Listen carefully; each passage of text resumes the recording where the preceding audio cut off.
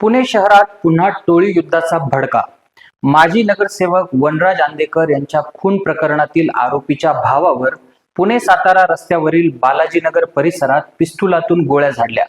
या घटनेत अक्षय उर्फ बाळा बापू म्हस्के हा 26 वर्षीय तरुण गंभीर जखमी झालाय.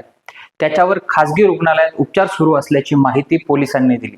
लिफ्टमध्ये अडकून 7 वर्षाच्या मुलाचा मृत्यू झाल्याची घटना सिंहगड रस्त्यावरील रिद्धी सिद्धी अपार्टमेंट या सोसायटीत घडली. शिवांश शैलेश धूत असं मृत्युमुखी पडलेल्या मुलाचं नाव आहे. पिंपरी चिंचवड शहराचे महापौर रवी लांडगे यांना जीवे मारण्याची धमकी देण्यात आली. एका व्यक्तीने पिंपरी चिंचवड पोलीस आयुक्तालयाच्या समाधान हेल्पलाईनवर फोन करून ही धमकी दिली. दरम्यान धमकी देणाऱ्या व्यक्तीची 2 वेळा भेट झाल्याचं महापौर रवी लांडगे यांनी सांगितलं. मुंबई पुणे द्रुतगती मार्गावर मुंबईकडून पुण्याकडे येणाऱ्या लेनवर स्कोडा कारचा भीषण अपघात झाला.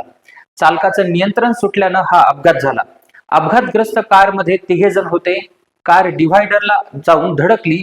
डिव्हायडरचा पत्रा हा थेट कारमध्ये घुसल्याने 2 जण जागीच ठार झाल्याची प्राथमिक माहिती समोर आली आहे. पुण्यातील डेक्कन जिमखाना परिसरातील जंगली महाराज रस्त्यावरील RCC मोटेगावकर क्लासला पुणे महापालिकेने टाळे ठोकली. ऑक्युपेशन सर्टिफिकेट आणि अग्निशमन दलाची NOC नसतानाही हा क्लास बेकायदेशीरपणे सुरू होता. दरम्यान पुण्यातील CBI कार्यालयात शिवराज मोटेगावकर याच्या मुलाची 5 ते 6 तास चौकशी करण्यात आली. मोटेगावकरचा मुलगा नुकताच 12वी उत्तीर्ण झाला आहे. पेपर फुटी प्रकरणाचा त्याला फायदा झाला का, त्या दृष्टीने हा तपास करण्यात येत असल्याची माहिती सूत्रांनी दिली.